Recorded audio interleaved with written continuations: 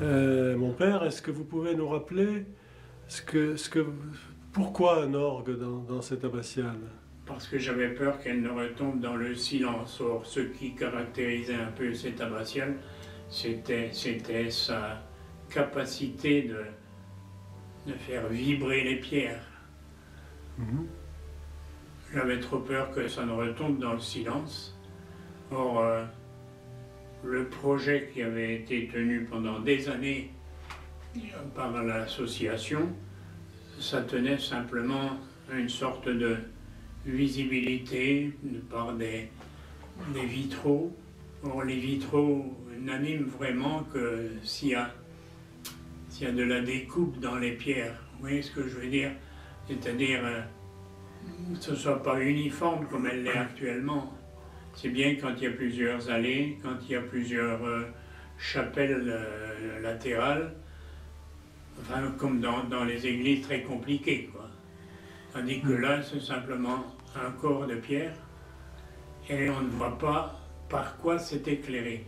Alors, ça ne convenait pas, me semble-t-il, pour redonner de la vie à ces pierres, alors qu'il y a une sonorité exceptionnelle.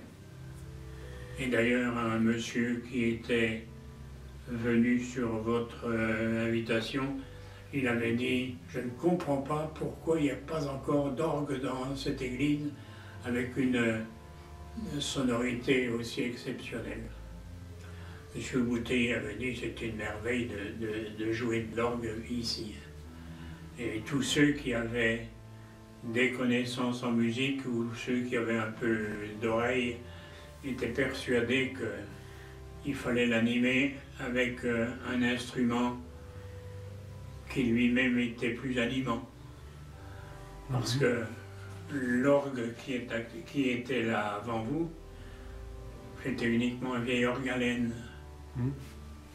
C'était pas mal. Mais il fallait un organiste exceptionnel pour lui faire rendre un peu toute son âme. Tandis que ce que vous aviez prévu, moi j'avais dit des orgues à tuyaux. Je ne connaissais pas les combines que vous avez pu trouver, mais qui est une merveille. Parce que finalement, ça fait quoi? 50 jeux? Oui, 55.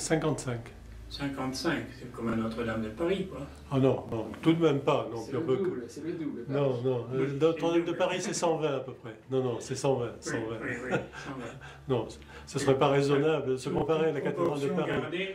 Proportion gardée dans le volume de Notre-Dame et puis celui de Saint-Jean-au-Bois, ça doit remplir certainement à peu près le même volume de capacité musicale. Oui. C'était pour ça, parce que j'avais tellement peur que ça ne retombe dans le silence. Et quand une église comme ça reste dans le silence, elle n'est plus visitée, elle n'attire plus personne.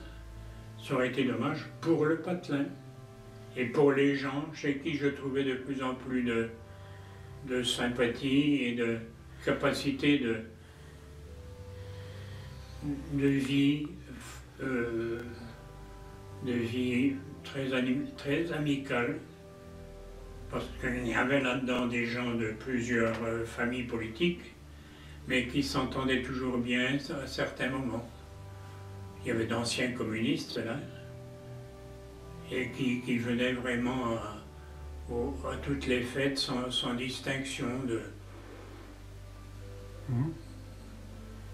d'école, de pensée, de philosophie. Même lorsque je suis parti, il y avait un certain animateur communiste qui venait du 93 et qui était là. Il y en avait un autre qui avait fait vœu de ne jamais mettre les pieds à l'église et qui était vraiment un homme très attachant pour tout. Même il est parmi lui et sa femme qui est morte il n'y a pas longtemps, il est parmi les parrains de vos tuyaux.